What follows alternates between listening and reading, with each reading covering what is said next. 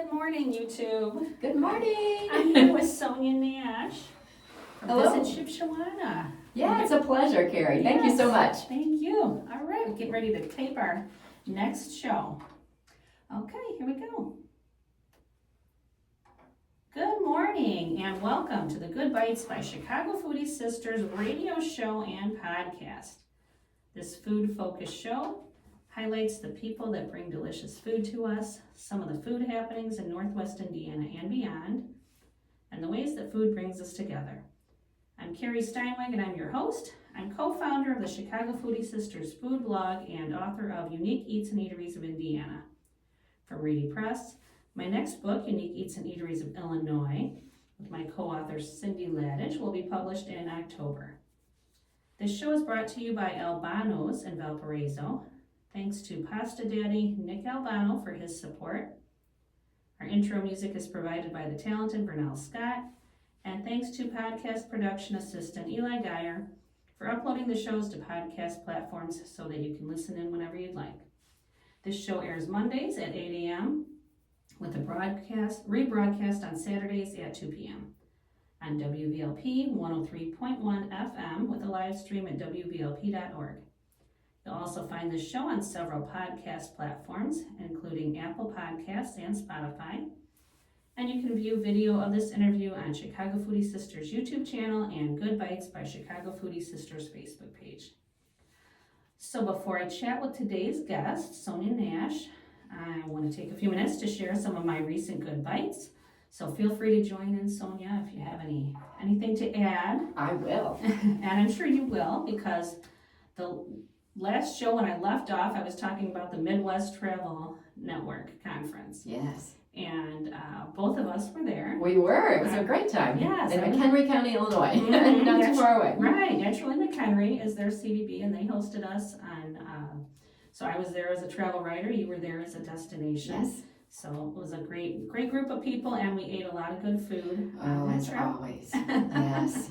Yeah, so when I left off, we were talking about that. I mentioned some of the restaurants that we dined at during the conference, and one night we were at a place called the Vixen, and it was kind of a little taste of McHenry County.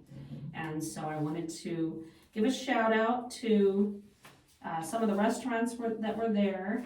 We had El Vedo Mexican Restaurant from McHenry. They had some very good. It was delicious Mexican food. You could tell it was authentic, original flavors, as such kind people who were so helpful. And what was fun about this night, Carrie, was that there were little bites. So you didn't feel like you had to stuff yourself, but I found I kept going back and back, especially to the next one that you're going to talk about, because they were so good. But it gave you a good sampling of their community. That's what I love to do. Anywhere I go, I love when they have flights where you get to try different things, or I love going to food events where it's like this, and it's just little bites of different things, and you can always go back and get more of something if you really like it, which I often do. And so it's nice to get a sampling of several different foods and different types of cuisines, which is what they did that night. We had Thai, Chinese, Mexican, and pizza. And then some Italian ice for dessert. Yes, and some cocktails. Yes, of course. That are always important at a conference. And but communities share their local entrepreneurs and their local history through cultures, through food and beverage. And that really was what that night was all about. Yeah, and it was wonderful. And the Vixen is a very cool venue. It's an entertainment venue, so they have a lot of concerts there, some big names, and great cocktails, and very cool. It was right near the Fox River as well.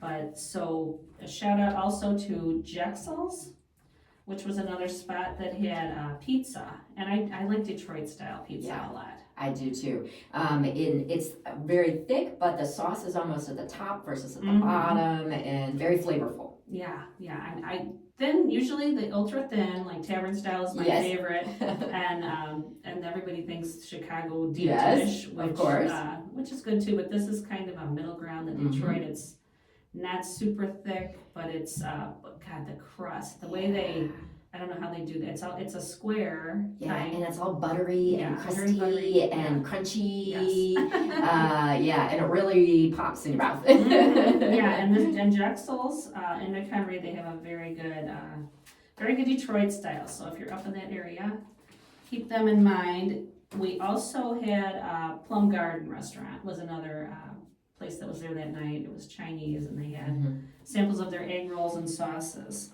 So that was a delicious night at the conference. It was fun. Do you have a favorite thing you ate during the conference? Do you Well, remember? so I enjoy a sampling of different types, and what I really enjoyed was that night showcasing all the different in one venue.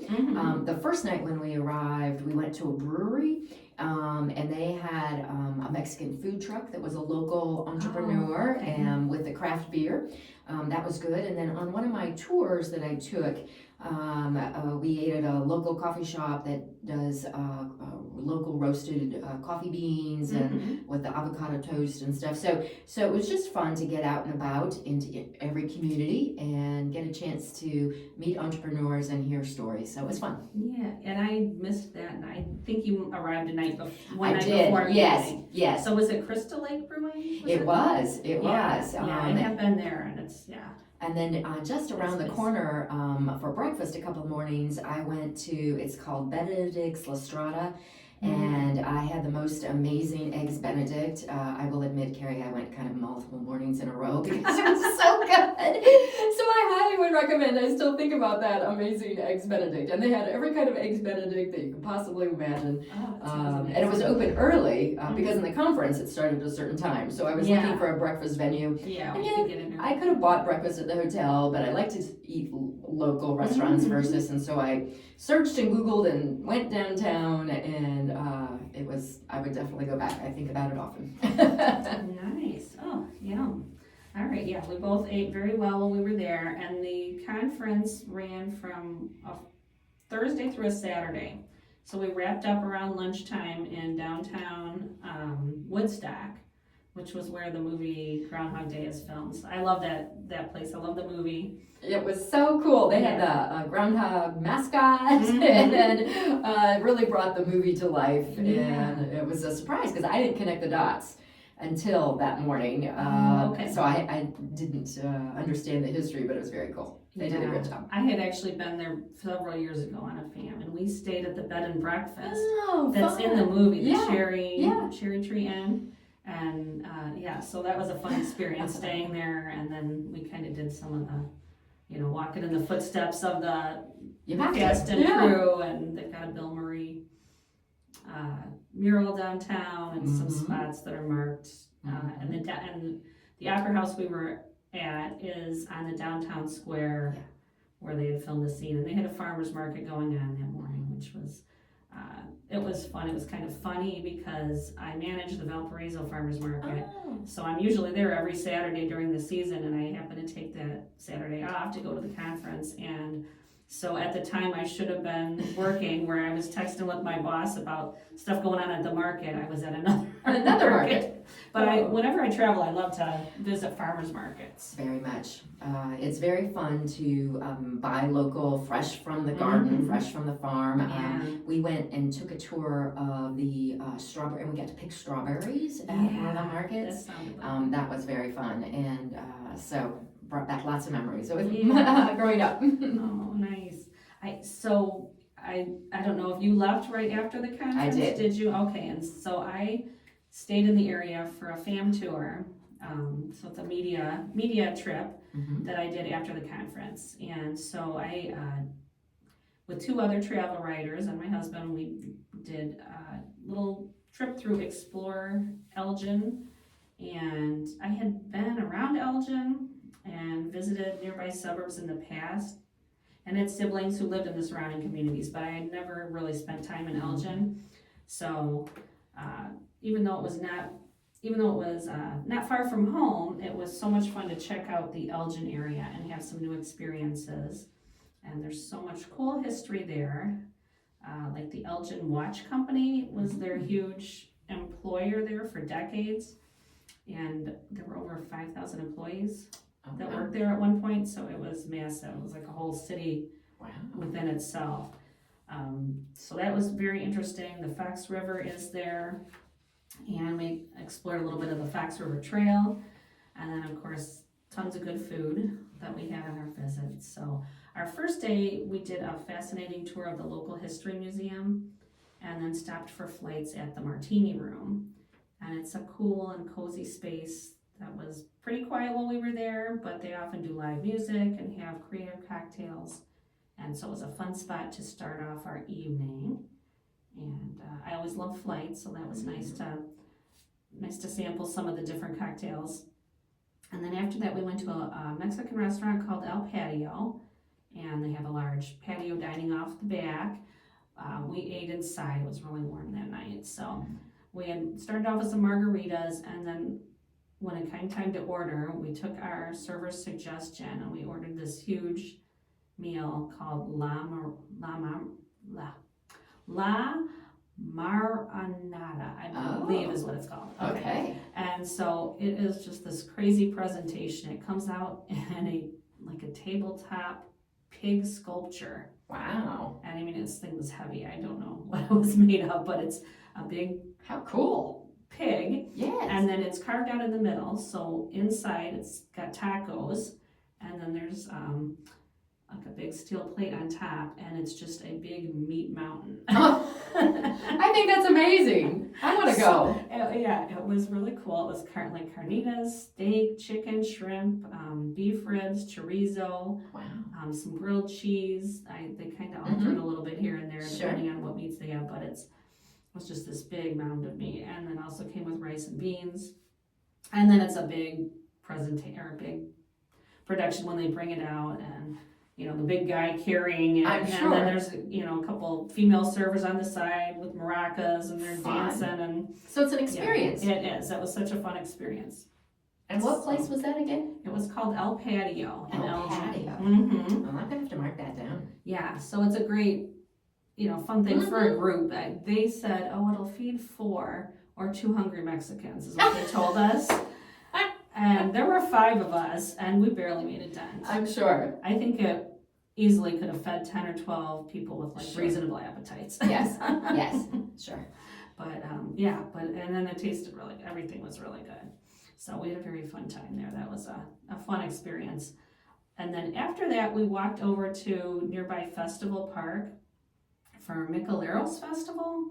So it was a huge all-day Latin music festival, and I love Latin music, and it was such a friendly crowd, and I don't remember much Espanol from high school Spanish class, so I have no idea what they're saying, but I love the vibes, the energy there. It was so much fun, and it was family friendly too. So there were a lot of kids, and it was just like one big party with a lively, fun, well-behaved crowd, and it was very fun to attend. So had fun doing that, and after that we kind of carried on the Latin theme and went to a little ice cream spot called Churros y Chocolate. And so they make the homemade churros there. Yeah, and you can watch through the window, and they make them fresh, nice. Right before you eat them. Oh yeah. And so my husband and I split a churro split, they called it. A churro split, so banana split. Yes. I love it. So it was like a banana split, but instead of bananas, it was dulce de leche filled churros on the bottom, and then with the 3 scoops of ice cream, it was very good. And then had a Mexican hot chocolate with it, which I love those with that abuelita. Yes. Melting chocolate that's got the hint of cinnamon. It's so good. So that was a nice, delicious dessert. What a day! It was. Food. That sounds very filling, but amazing. Yeah. So that was day 1. Yeah. So I had stretchy pants on for sure. It was. I didn't count calories during the trip. No. Then the next morning, there's a local chain, a few locations of Alexander's Cafe in that area, which I've been to before. It's a really, just a great breakfast brunch spot. And so there were some girls in the next table that had a mimosa flight. And my husband hates when I do this by, can I take a picture of it Sure. Oh, yeah, come here. Yeah, he calls me the food creeper. Yeah. Because I'm always looking at other people's tables or watching Sure, the waiter yeah. go by to see what they're. Yeah. And then so he's just always shaking my head and he's like, don't go take a picture. Don't let them eat their meal. Say, dear, just But never mind. It's people okay. are usually very, very friendly. Yes. Yeah. And happy to oblige me when I want to Sure. take a picture. I'm asking questions about what they're eating. So that was the start of the day, and we did a lot of touring that day. We did the BAPS Mandir tour, which is in Bartlett, and it's a Hindu temple, and it's one of only a few in the country of that style. It's massive and it's so gorgeous. Wow. It's we went in, I can't remember the word for it. There's one part that's a Havli. So it's like a community center that we went in first, and the inside is all hand carved. This beautiful wood. It's just I had no amazing. idea. Yeah, and so then from there we did went into the mandir. So you take off your shoes. They take you down these hallways, and everything is marble, and you get into the like their sanctuary, Sure. and it's same thing. I mean, just everything is hand carved out of marble and these domes, and it's just and so we stayed for like one of their services, which it's like about 10 minutes is all it was, which is good because you're sitting on the floor on a marble floor. I had no idea. Yes, I mean it was very neat experience. So they welcome visitors. Oh then yeah, to go in. I mean, sometimes you don't know in a it is always intimidating when it's a religious space. Exactly.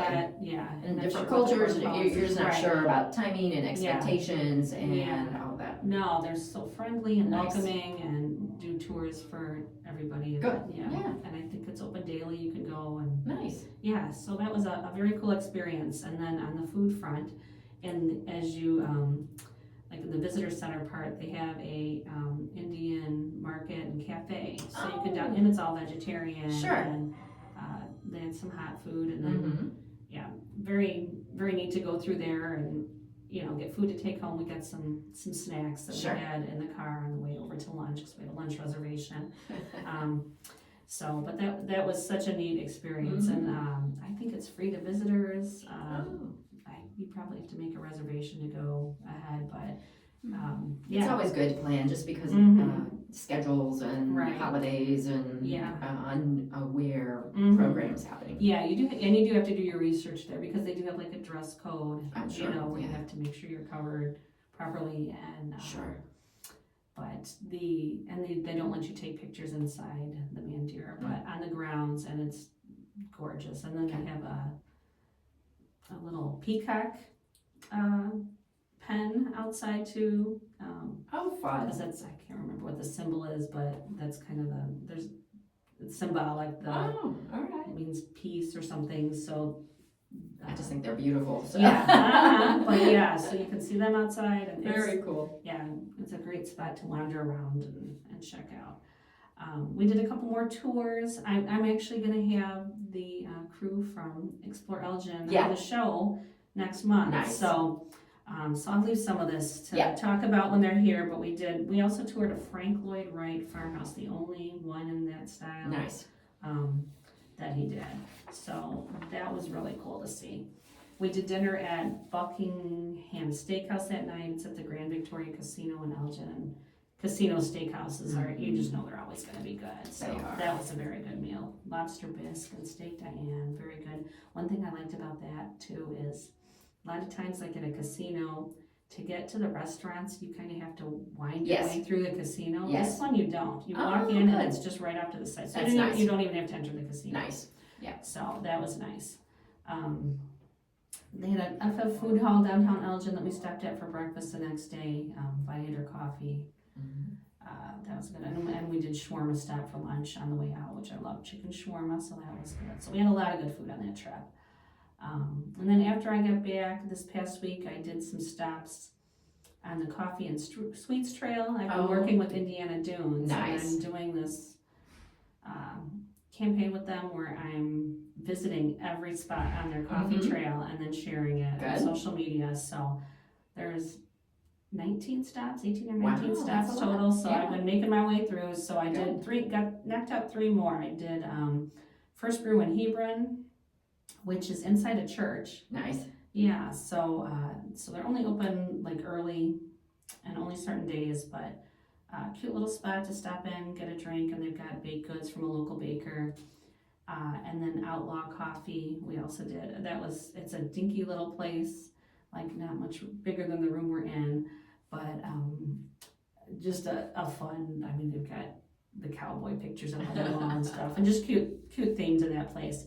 And then, and they have some baked goods too, but we were kind of looking for something savory too, so we also went around the corner and there was a place called Country Kitchen. Nice. And I'll definitely go back there, because I always love finding a breakfast spot. Yes.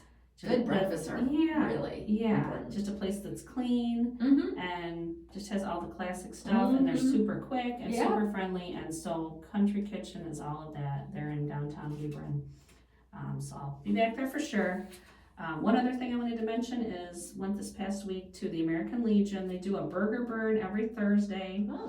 My friend Mike mans the grill, and then he has a team who puts all the orders together, and it's like the best bargain in town, because it's $12 for a burger, and you get fries or chips with it, and fully dressed burger.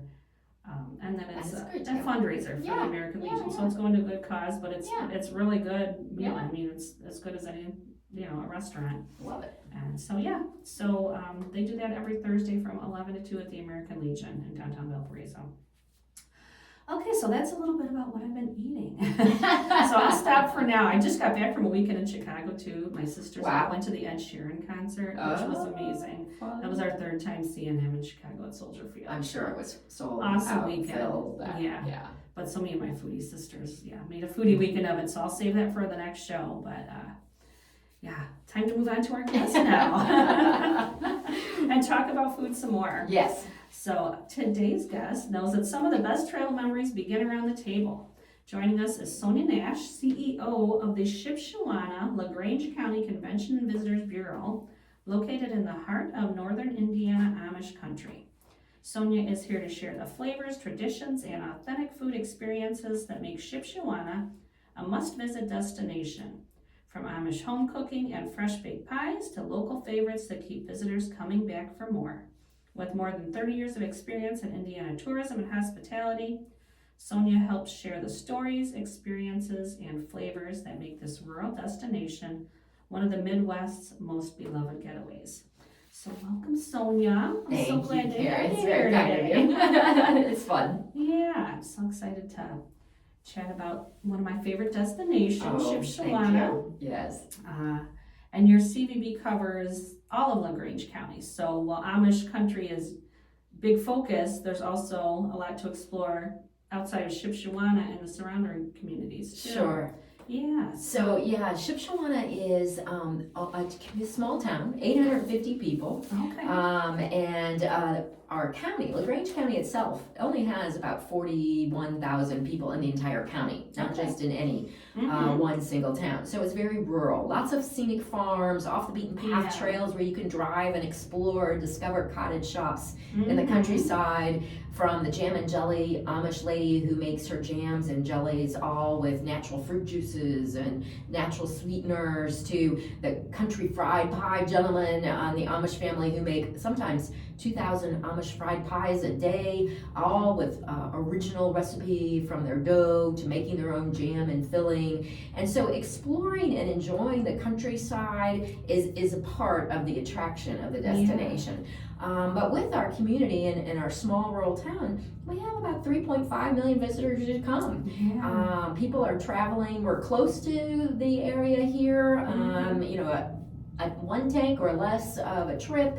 So for people who are looking for that short getaway, weekday or otherwise, or a day trip, maybe have friends or family visiting, maybe before school gets back in session or something, you want to hit the road and find some yummy goods and handmade products.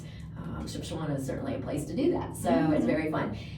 So Shipshewana is what everybody knows about, but surrounding us in Amish country includes our county seat, which is the city of LaGrange.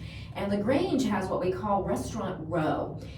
There are about 3 or 4 restaurants all within a block and a half, having their own smoked meats, barbecue, ribs, gourmet pizzas, seafood, just a variety of handcrafted beers and craft cocktails in this small town that is our county seat. And it's only about maybe 8 miles from Shipshewana itself, so not that far of a drive for those who are coming to stay overnight. But for those looking for that type of wonderful, amazing burgers that we're talking about and some non-Amish food, LaGrange certainly offers that exceptional experience. Very tasty. Yeah, that's neat. There's a little bit of, everything, something for everybody. Yeah, definitely. So. Well, of course, people connect the Amish with a cooking that Grandma maybe used to make. The comfort food. Yeah, so you come for the big, the platters of fried chicken and the tender beef pot roast and the pies. And the pies. Yes,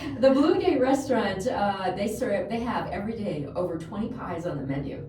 And for their buffet that they serve for lunch and dinner, they have a pie buffet.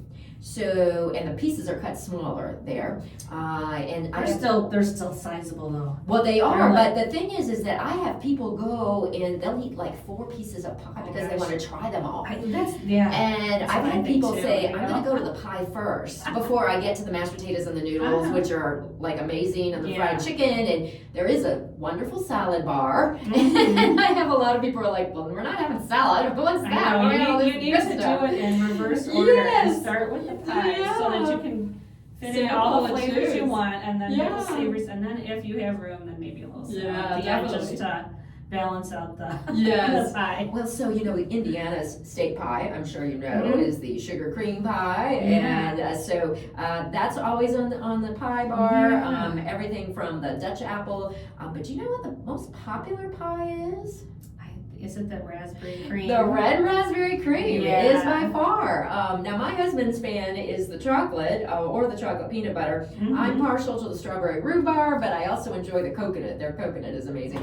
So there's just a variety of flavors of cherry pie is my favorite pie. So I always go for the cherry, and then if I have room, then you I fill love it. Peanut butter. So the peanut butter is a traditional thing among Amish country, of course. You see it in all the tables. Amish church peanut butter. Many people may or may not know that Sunday is a day of rest for the Amish culture. So they can't cook. They do the minimal things that they need to do to take care of the animals, of course, the cows and the horses and the pigs, etc. But they really don't work. They don't do laundry. They don't cook. They don't wash dishes or any of that nature. Not out in the fields. Not out in the fields. Sunday is a day for faith or family. And so they prepare things the day before that they can eat on Sunday. And so that's how church peanut butter got its name and its claim, because it's filled with protein, easy to make, lasts from before, and everybody loves it of all ages. So, do you know how to make church peanut butter, Carrie? I do not. I think there's like some marshmallow stuff in there, right? So you take your favorite flavor of peanut butter, whether it's Jif or Skippy or whatever. I don't know. Now the Amish use smooth. You can use crunchy if you want, but they use smooth peanut butter. And then marshmallow cream. It's that fluffy marshmallow cream. Although I do have some Amish friends who, instead of the marshmallow cream, they'll whip up butter. And put it in. And then there's a sweetener. And some of the Amish, they'll each have their own recipe. The sweetener can either be corn syrup, honey, maple syrup, your flavor of sweetener of choice, whether it be agave syrup or some different types of, mix that all together. You put it in between the homemade bread, and of course you have Amish church peanut butter sandwiches that is served on Sunday in Amish church. But on all the restaurants, everybody, you want to try it, you'll see the bottles next to the apple butter. And I have friends who put church peanut butter as an ice cream topping. I have some friends who make peanut butter cookies using the Amish church peanut butter. So there are lots of ways. Or just some of that fresh fluffy Amish bread. Yes. Oh, it's so put it good. on top. It is. Yeah. I don't put any jam or anything on mine. I just use the peanut butter with the bread. Mhm. But I know that some then pile up the homemade jam on Yeah. top of it as well too. Yeah. But so those are just some of the great foods that you can find there. Yeah, there's so much good food there. I've been going to Shipshewana for at least 20 years, Mhm. but it's one of our favorites. Like, my kids were younger when we Sure. go. They're all grown-ups now, but Yeah.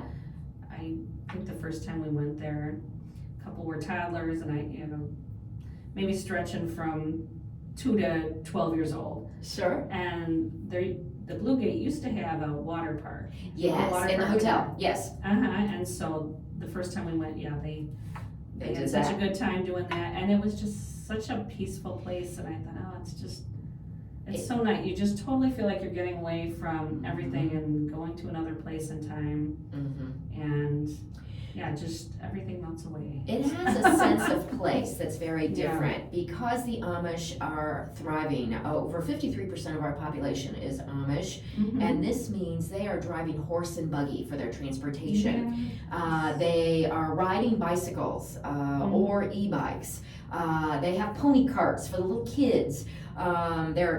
We have more cows and chickens than we have people and residents in our community. And so you can't help but when you enter and you come into Amish country, I literally have people tell me, you can feel this different environment.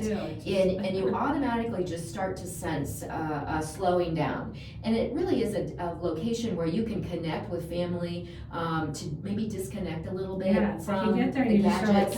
you just exhale as you get into town, and it just... I have a lot of people who relate it almost to like going to international destinations, small towns in Europe to connect with a culture or a community or a lifestyle that's different from their own. And this one is just so close by. It's very similar. Sure, we have semi-trucks with bales of hay and that type of thing, but there's no homeless, there's no traffic jams, there's none of these sights and sounds. Every once in a while there'll be a fire or an ambulance siren, but it's very few and far between. So it's very much of an anomaly than from a larger city. Both communities have advantages, of course, but when you're looking for that getaway or you're wanting to think, gosh, I'm feeling a little stressed or pressured, or I just need to take a break, just that quick short drive away is the perfect place. And for the littles, so now we have this Dutch Creek Animal Farm where you can ride a wagon and you can pet and feed all types of animals right from the wagon, and get a chance to take photos of everything from horses to cows to bison to goats to chickens, and it's run by the Amish, and it's just a really fun family experience. And then at the opposite end of the county we have a full bison ranch where they're actually raising, and I was just there last week, they had their calving days, the baby bison. And so you also go out and the bison tongue. Have you ever fed the bison?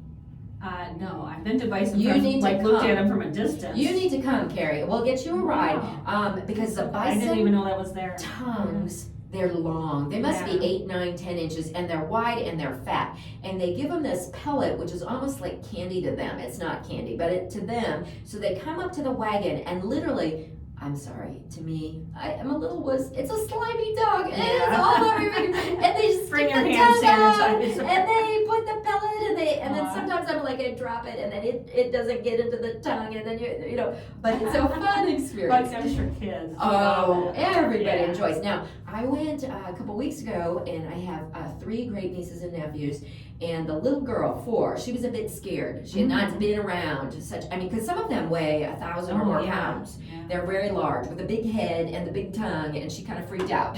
It's so cool seeing them up close. Yes, because literally she could have been like petting and feeding, and she was like, I don't know. And so, but the boys, they were all into it. So we have some great experiences for families. In addition, of course, to the yummy jumbo pretzels. I'm sure you have your favorite pretzel, right, Carrie? Yeah. Ooh, JoJo's, Ben's, which one? No, I was there in January. I came for the pajama Yes. days with a couple friends. Yeah. And the people at JoJo's were kind enough to do a little Yes. pretzel making Yes. class with us. Yes. Yeah, so we got to twist them and make our little pretzels, and they baked them for us. And so the Amish are known for soft jumbo pretzels, and they're different recipes. And we have 3 places. JoJo's is the original, named after a lovely lady, Joanna King, who is a state representative. And she and her family crafted this pretzel recipe. Her kids are rolling them out, and you can watch them. You get all your favorite dipping sauces. They have gluten-free as well. And soft and hot and warm, and I tell you, sometimes that's my lunch. It's just amazing. Yeah, it's very good. Now, Ben's Pretzels is a newer company, and maybe you've heard of Ben's. We have a Ben's. We had a Ben's location downtown. Sure. So that location is gone, but we have Ben's at the market. Yeah.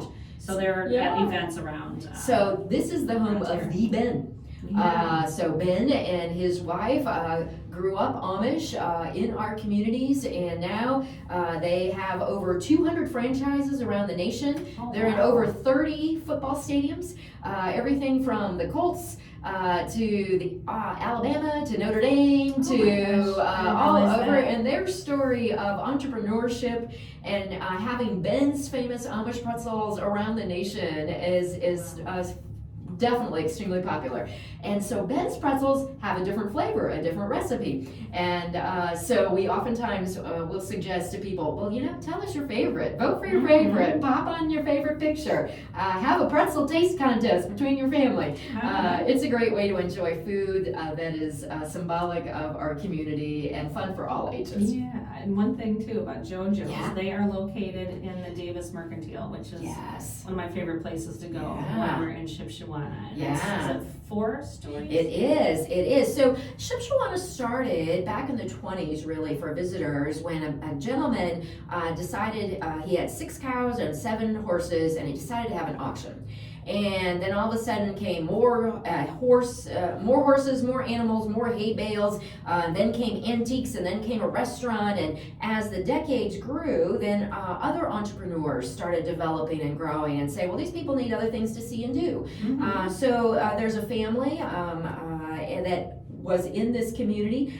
They opened up a quilt fabric shop in the original Davis Mercantile, and they had a chocolate shop and gift shops into this old hotel. It had like 8 rooms in it, in a structure in downtown Shipshewana. Well, unfortunately, it caught fire, burned to the ground. So the Davis Mercantile today is all rebuilt. It's huge. It is certainly one of the key attractions. When you think of coming to Shipshewana, people think of the flea market, the antique auction. They think of the Davis Mercantile. They think of the Blue Gate. And the Davis is where you can get inside when it's rainy or hot, where they have a variety of food options, local shops, everything from a puzzle store to home decor to ladies apparel to Brighton jewelry. Just a little bit of everything. And that's where you can ride this carousel. Vintage carousel. Yeah. That's my favorite part. I still go on it. The carousel is fun. Oh yeah, and it is young and old alike enjoy it. And so after that fire, Alvin Miller and his wife Elsie said, we should do something to elevate on our top floor.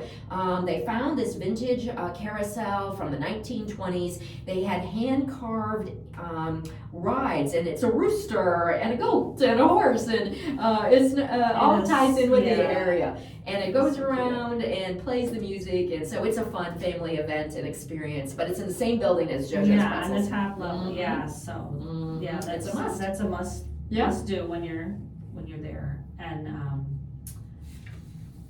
oh boy, I'm getting so hungry. I want to take a little break to pause, and for listeners who are just tuning in, to let you know that you're listening to the Good Bites by Chicago Foodie Sisters radio show and podcast. The episode airs 8 a.m. on Mondays and rebroadcast Saturdays at 2 p.m. on WVLP 103.1 FM and live streams on WVLP.org.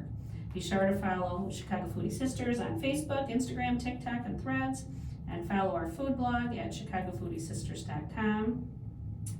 And we're here today with Sonya Nash from Visit Shipshewana. So before we go on, I want to mention Chicago Foodie Sisters is celebrating 15 years. We started. Congratulations! That's so amazing. Yeah, good for you. Blogging was pretty new back then. Yeah. My sister and I just kind of started it on a whim. Because we. And who knew then blogging is so popular now, and you're the leader, one of the leaders. That's amazing. Yeah, it was fun. We just kind of, my sister and I love food and just decided, she's a computer programmer, so she was like, yeah, I can just set it up. We'll start it on Monday. So we just started it with no plan or anything, and it's just grown and grown over the years. But that was July 2011, so it's turning 15. Nice. So this year, in celebration of that, we're going to do 15 different giveaways for listeners and followers. And so one of them is you generously offered a little getaway. Tell us about what the prize will be. So this is flexible for your winner. They can pick a date that they would like to come to Shipshewana. It includes an overnight stay, dinner at that amazing Blue Gate buffet, a musical or in the Blue Gate Theater, some wonderful gifts, attraction tickets and admissions to enjoy. So it's one of the opportunities to come and just get a breath. It's our pleasure to welcome your followers, and so I hope there's a lucky winner who wants to enter and come over with you, your family, your spouse, and enjoy Shipshewana in the heart of Amish country. Yeah, awesome. So thank you so much for offering that. So what we're going to do, the giveaways are going to be done through social media. So follow us on social media to get updates on those. And so we're going to have this getaway to Shipshewana as a prize. You can enter on social media, but if you're listening to the podcast, we have this little password here, this code phrase that you can message to us on social media, and we'll add 10 extra entries for you. There you go. So that phrase is going to be Backroads and Buggies. Okay.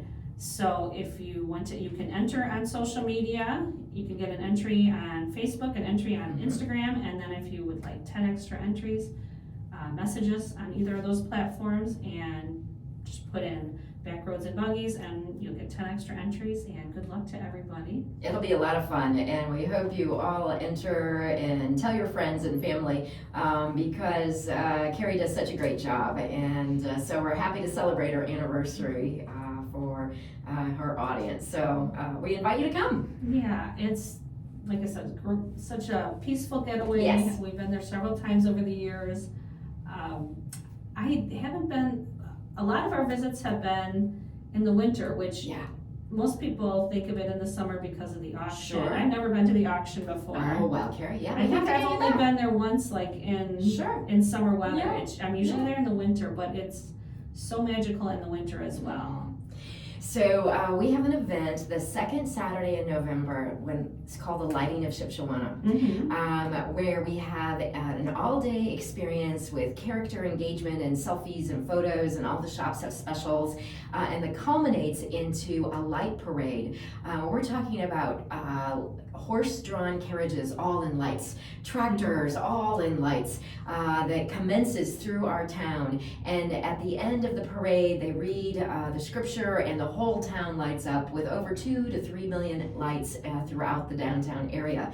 And it kicks off our holiday season, and then for the month from Thanksgiving week all the way through December, there is an additional 3 million lights where you can drive through. So the whole town, it really is a very Hallmark-esque type of an experience with the Christmas lights. So it's extremely popular, and people are making reservations now to come and planning on their calendar.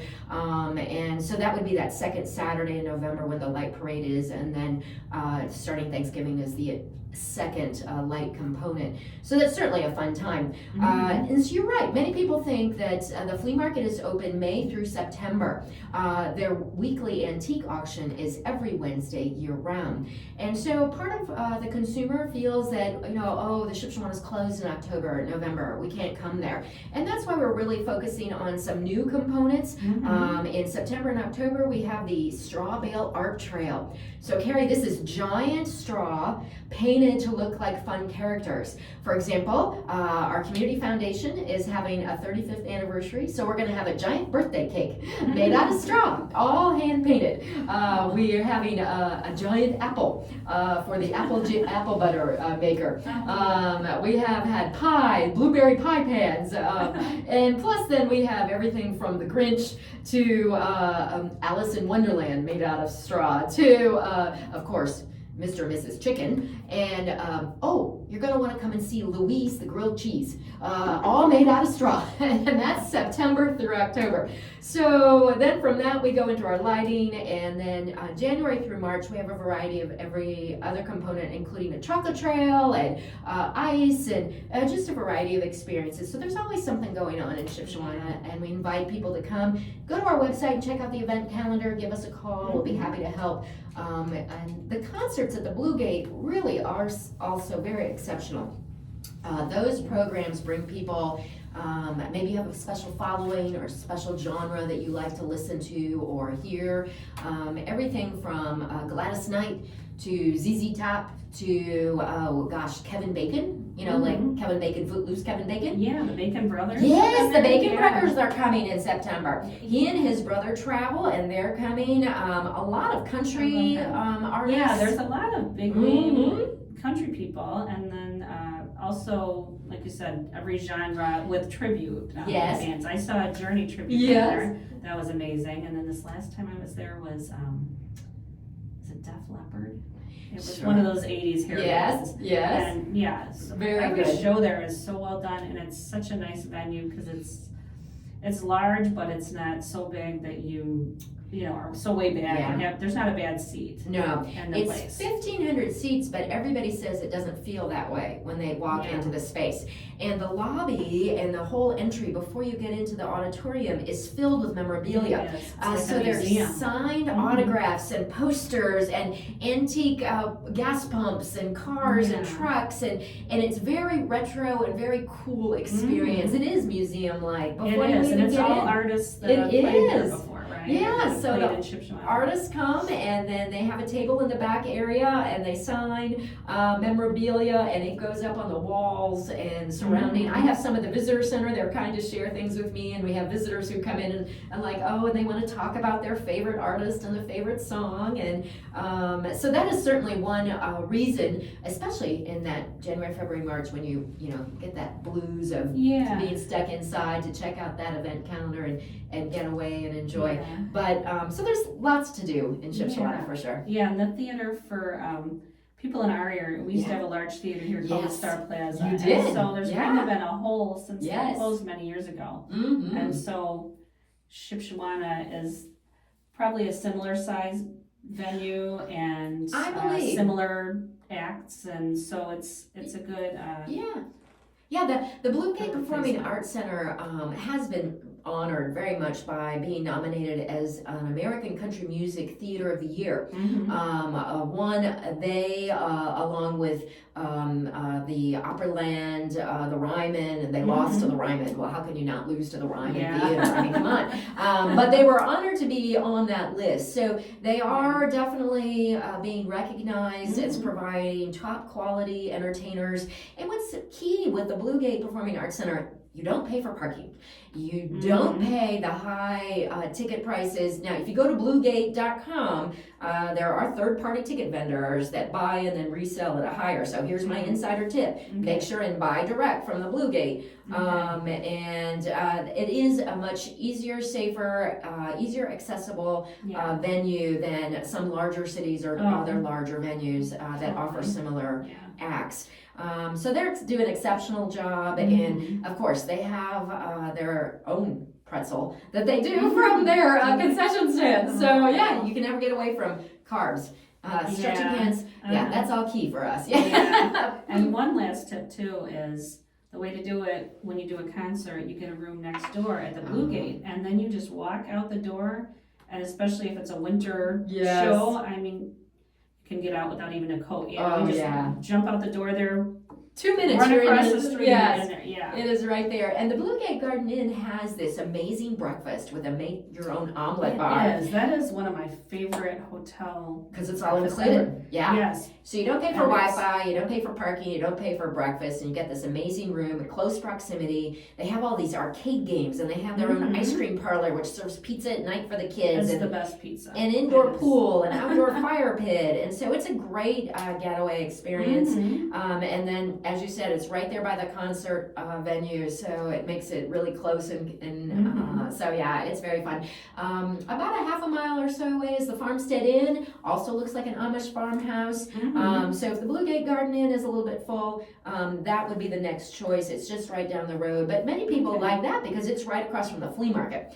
So it gives you really quick access to get all of those bargains and go shopping for those antiques and be your own picker. But one thing too, is we're talking about food, because they do have such an amazing breakfast there. Yes. It's you're not going to leave hungry. It's not like the, a sweet roll and one cold cereal. No, that's you're not getting it. a whole, like Hot. an Amish experience. It's all hot. They have, Mhm. like Amish casseroles Yes. and things like that, and then custom omelets that they'll Yes. make there for you. So Mhm. yes, so I love the breakfast that's there. That's included. It is. There's usually an egg casserole. There's biscuits and gravy. There's a couple of meats. There's usually even a sweet casserole, like a cobbler or a bread pudding or something of that nature. And they make their own homemade donuts. So those are included there too. And they just added, for those who would like to feel a little better, they do have a yogurt bar. So they do have some healthy stuff too. So watch everybody else eat all that good stuff. You can sit there and eat You have the fresh fruit in your yogurt and your granola. It's there too. So yeah, and another favorite thing there is you can get that breakfast and you can eat it inside a buggy. You can, yeah, it's very fun. Table inside a buggy. Of course, or sit in the cow and get your family picture, or buy the corn cobs, and so the fun part. And then that winter span too. I mentioned we did this pajama day this past year. Me and a couple girlfriends, we had the best time. As soon as when it was done, they were like, "We need to do this every year." So pajama days are so much fun. So it's usually the first weekend of February, and many of the stores start on Friday with specials and deals and discounts. And the whole thing is you wear your pajamas. And now we have families and girls, grandmas, generations, even husbands.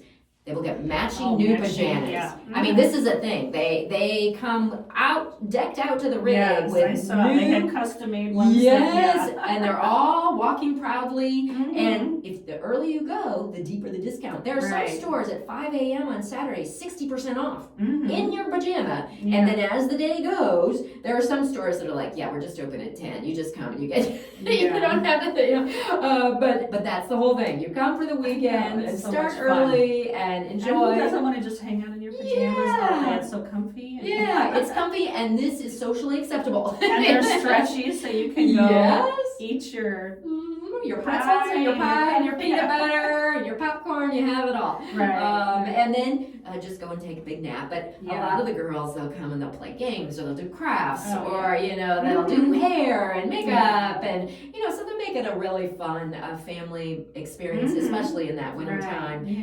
So that's a very fun time to come. Yeah, we had such a good time. And then another event in the winter that I love, and we've been coming to that for years, is the Ice Festival. Sure. And we've been since my kids were real little, and they loved watching all these ice sculptures being carved.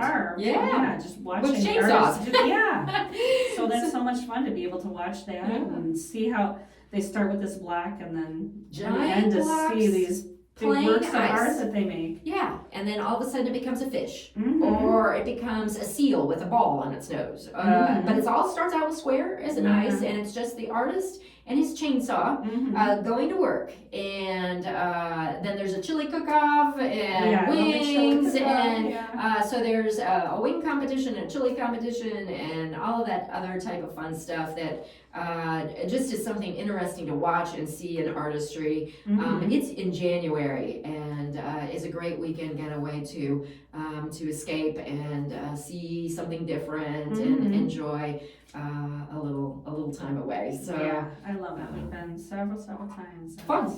yeah, a lot of fun. The pajama day that we came to also, you had the Heartland Handmade Chocolate Yeah. Trail. So that was fun. We stopped, we got our box, and then we went from place to place. And So this was our first year when you did it, this year in February. We'll be bringing it back next February, and more than likely it'll start the end of January. So it's about a 5-week time period, and it's all handmade local chocolates. yeah. And you go from shop to shop to gain your piece and get a chance to see different locations and have a taste. We have people who come to get it to give,